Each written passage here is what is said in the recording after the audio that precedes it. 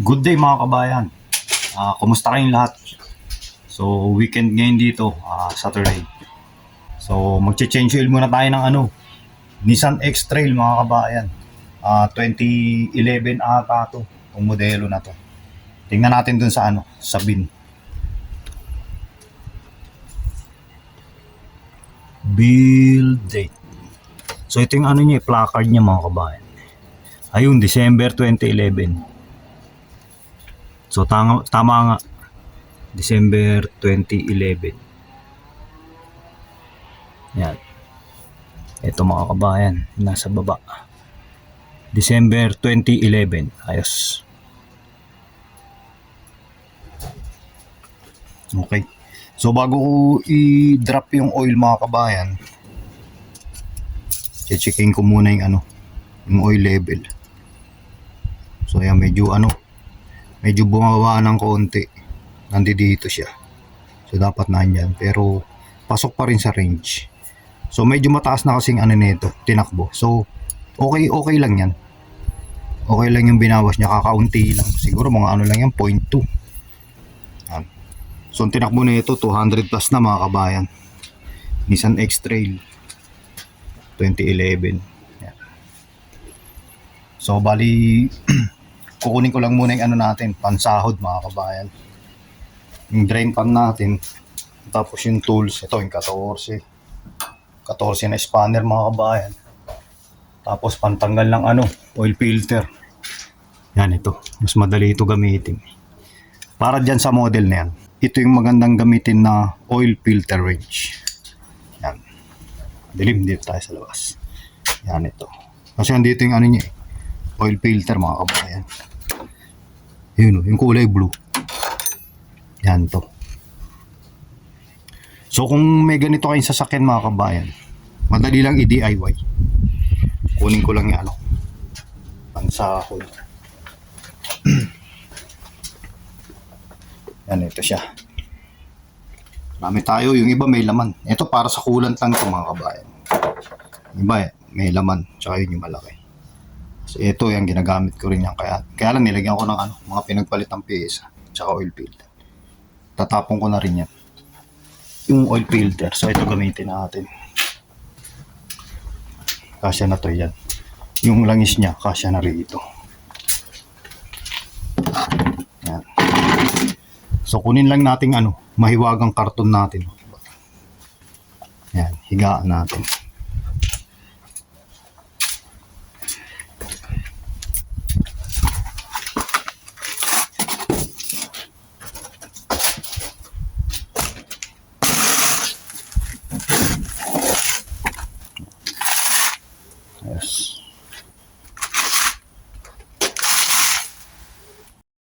So, i-drain na natin yung langis mga kabayan. Luluwagan ko na yung sump plug.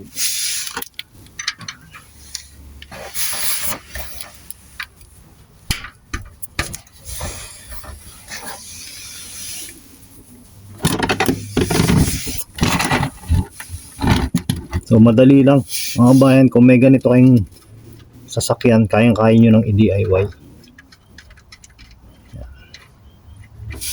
Ayos. Hindi ko na ginakan to mga kabayan. Hindi ko na inangat yung unahan. Kasi mataas tong sasakyan na to eh.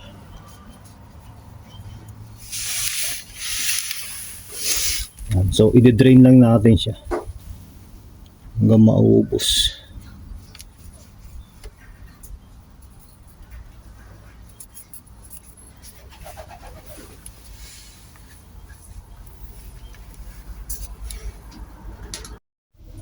Ayos mga kabayan. Konti na lang tumutulo. Paubos na rin yan. So isasara ko na mga kabayan. Ito yung sump plug nya. Yan.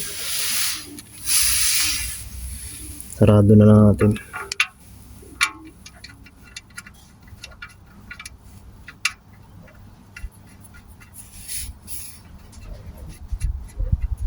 Ayos. Lasan lang natin ng konti.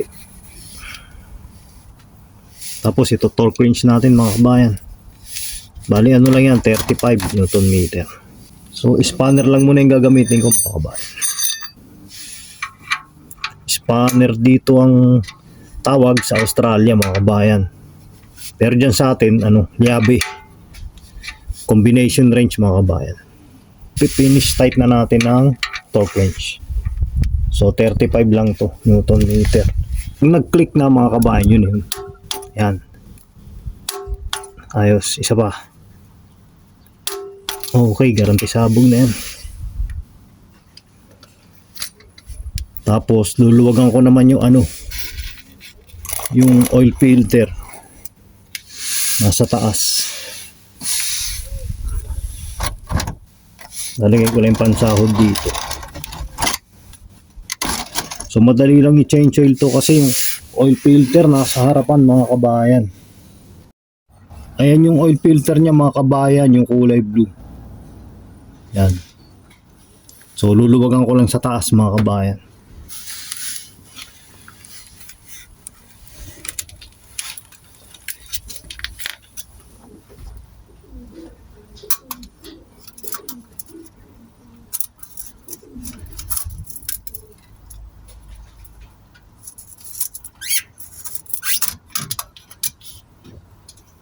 Yan, maluwag na mga kabayan, patutuluin ko lang.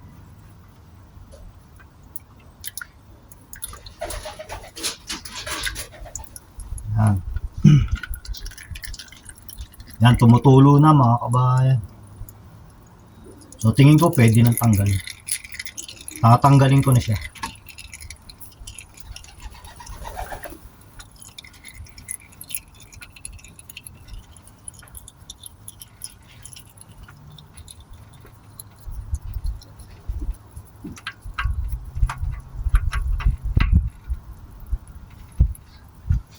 Yan, ayos na, tanggal na mga kabayan. Ito yung oil filter niya mga kabayan. Yan, yung oil filter code is SED 445. Yan. Maigsi lang siya, maliit.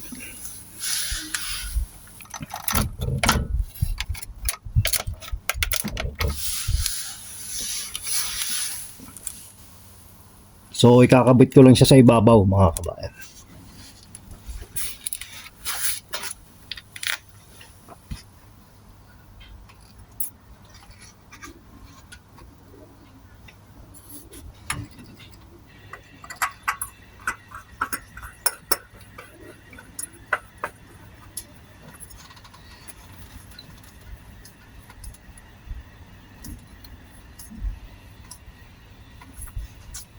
Kuha lang ako ng liha para masigurado kong mahigpit yung oil filter.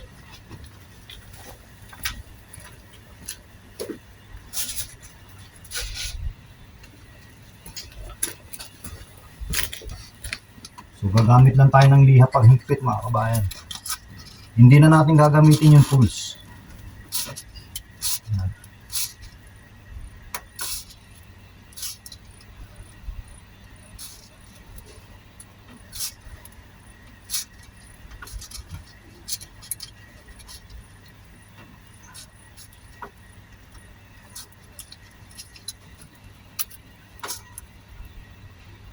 Ayos. Okay.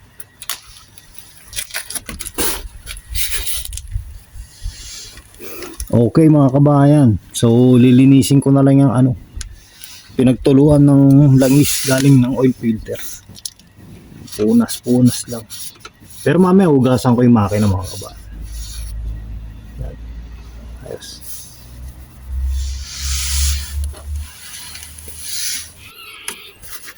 So tatanggalin ko lang ito mga kabayan, yung pillar cap. Dito ko na lang lalagay.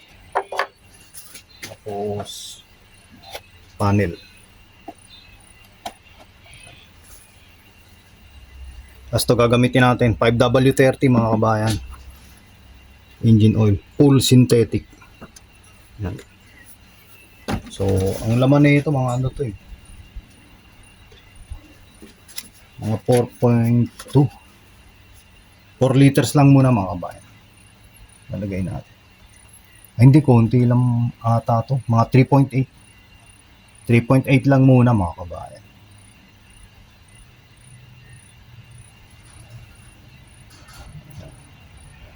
3.8 liters lang muna.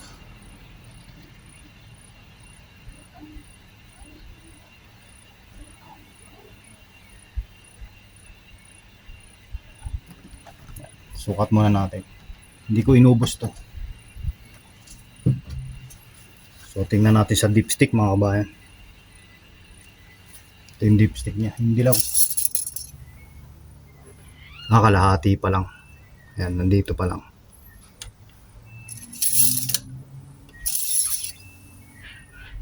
Ayan, kalahati. Kulang kalahati.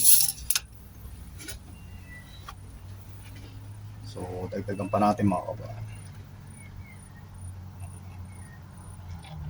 Yes.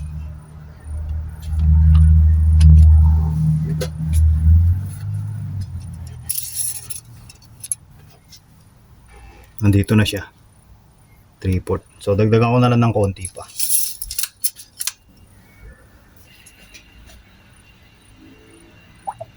Ayos.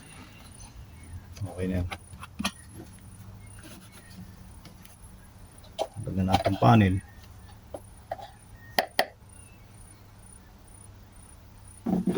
Ayan. Pasarado na natin.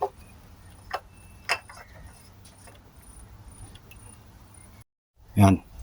So, nahigpit na to. Halagay na. Yung pansahod, handun pa. Pero nahigpitan na natin yung oil filter at saka yung sump plug sa baba. So, kunin ko lang yung susi mga kabayan. I-start na natin. Ito yung susi niya.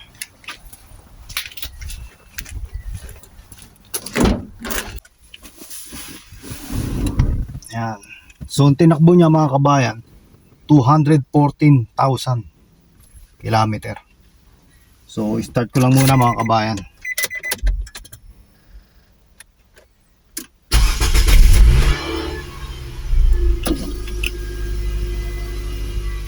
Tara. So, ayan. Mandar na siya mga kabayan. Silipin natin sa labas. Ay, yung tinakbo niya. Kilometer rating. 214. May sound. Hindi ko alam patayin. Ay, ito, patayin.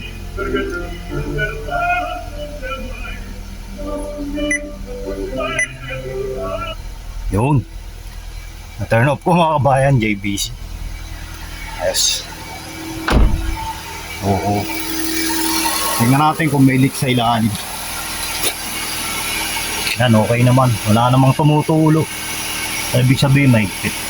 Pero siyempre, double check pa rin natin. Ayos mga kabayan. Patayin na natin ngayon. Para maano natin. Masukat natin. Para masukat natin tamang oil level. Yan. Tara. Sukatin natin tamang oil level mga kabayan. Minisingot. Punasan muna natin.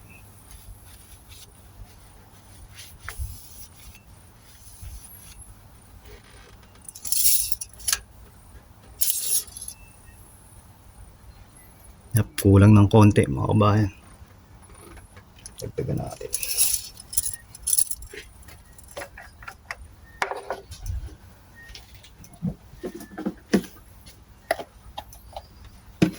So itong Nissan X-Trail na to, madali lang siya i-change oil mga kabayan.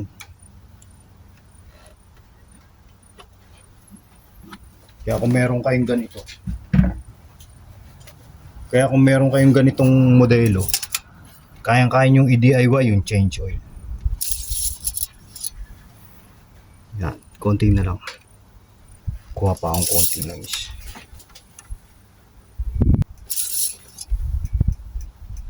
Sakto mga kabayan, nandito. Ayun lang is, may bula-bula. Ayos. So, okay na. Tignan natin to. Dito. Sarado na natin. So, ganun lang kadali mag-change oil ng ganitong modelo mga kabayan. Nissan X-Trail 2011. So, checking ko yung gulong at preno. So dito, okay naman lahat, pati yung drive belt okay pa. Tsaka tiningnan ko na rin yung mga related sa service na to, 214. So minor lang mga kabayan. Last time ginawa ko yung major ata nito mga kabayan. Pinalitan ko ng auto fluid, tsaka brake fluid, air filter, tsaka spark plugs. So i-check ko lang yung gulong. Yan. Makakapal pa naman yung gulong. Yan. Okay pa naman. Pero nagwo-warn dito. Medyo upod dito sa kanto. Compare natin sa likod. Ato maganda-ganda pa oh. Kita pa yung yung na palatandaan na bago. Yan yung maliliit na goma na yan oh. Yung mga nakausli. Yun dun sa harapan wala na eh. Tanggal na eh. So ang gagawin ko ipagpapalitin ko 'to mga kabayan. Ito lalagay ko sa harap. Tapos yun ilalagay ko sa likod. So tong rotation part of the service to mga kabayan. Check natin dito mga kabayan. Ayan oh. May mga nakausling goma pa oh. Hindi pa siya upod. Maganda, makapal. So nagpalit to ng 4 na gulong na nakaraan. So dito wala na eh. Oh. Natanggal na yung mga nakausling goma. So kung tutusin merong maliit. Pero halos lahat wala na eh. So kung tutusin makapal pa rin naman mga kabayan. Pero mas maganda yung nando dun. So i-rotate ko to mga kabayan. So at the same time, pag tanggal ko ng gulong, sisilipin ko yung mga preno. Yan. So part of service yan mga kabayan. Yan. So ganun lang kasimple yung pag-change oil nito mga kabayan. Tapos tire rotate. Yun iaangat ko na. Gagamitan ko ng 9 jack. So tapos yun nga, sisilipin ko rin yung brake pads. Kung kinakailangan palitan ng brake pads, syempre i-disc machine natin mga kabayan o papalitan yung rotor disc para maganda yung lapat ng bagong brake pads sa bagong disc o bagong machine na disc. Ano ba tawag sa atin yan? Kasi ang tawag dito disc machine, rotor disc machine, siguro parehas lang ang tawag dyan. Yung hinahasa mga kabayan, hinahasa yung rotor disc para lumapat na maganda yung bagong brake pads. So, ayan na siya. So, hanggang sa muli mga kabayan, please like, subscribe, and comment.